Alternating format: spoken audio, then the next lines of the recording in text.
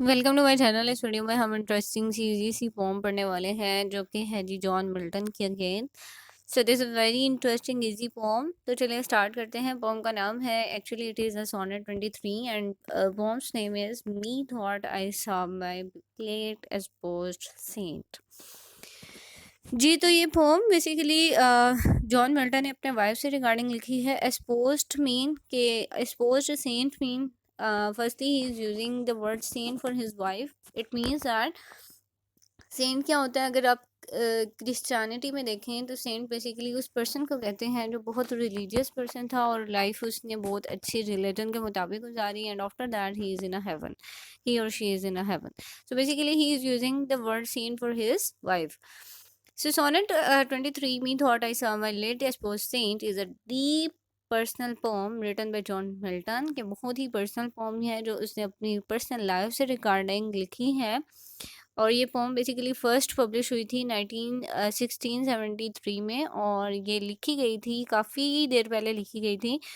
But ये pome जो है वो बेसिकली जब मिल्टन की सेकंड वाइफ जो थी, जो कि कैथरीन वुडकॉक थी, उनकी जब डेथ हुई उसके पहले, मतलब उसके बाद उसने जो है काफ़ी देर बाद लिखी ये पोम।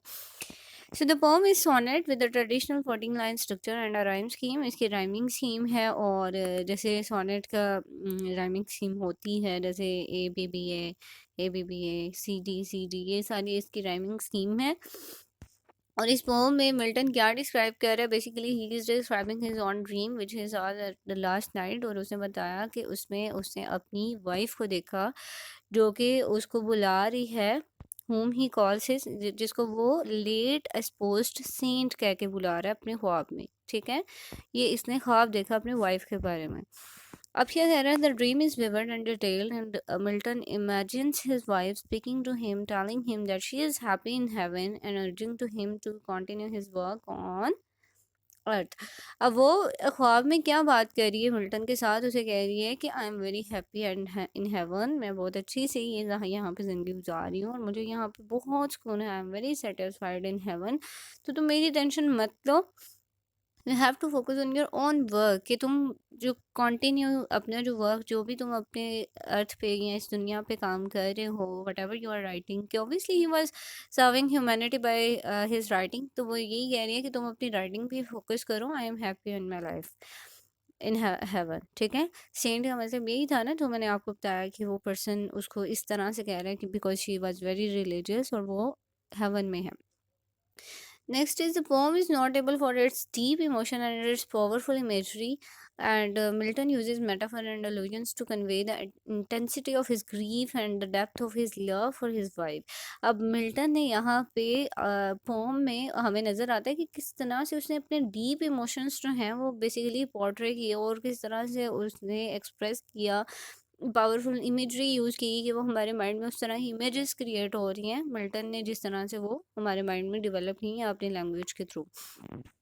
सेकेंडली उसने एल्यूजन्स काफ़ी ज़्यादा यूज़ किए, उसने मेटाफर्स यूज़ किए अपनी पोम को, और अपनी दिखाया कि how intense my grief is, how intense my love is, कि कितना डीपली वो अपनी बीवी से प्यार करता था और कितना डीपली वो हर्ट हुआ है उसकी डेथ के बाद। He described his wife as a saint. उसने saint का word use किया अपनी wife के लिए, and suggesting that she was a deeply spiritual and virtuous person, and he compares her to a star shining brightly in the heavens. कि क्या कह रहा है कि उसने saint का word इसलिए use किया कि his wife was very virtuous and very spiritual person. ठीक है, कि उससे बहुत प्यार था, काफ़ी ज़्यादा वो religious में थी, इन्वॉल्व थी, काफ़ी spiritual person थी, that's why he is using the word saint for him, for her. फिर क्या कह रहा है, he is comparing his wife to a star, star के साथ उसको कंपेयर कर रहा है, that shines brightly on the heaven, कि वो कितनी ब्राइटली वहाँ पे शाइन कर रही होगी, कि वो इस अर्थ पे उसे मेरी लाइफ को इतना शाइनिंग किया हुआ था, तो वो हेवन में कितना शाइन कर रही होगी brightly. He is just like a star, she is just like a star. अब क्या कह रहा है, Milton also reflects on the nature of love and loss and on the role that memory plays in preserving the memory of those we have lost.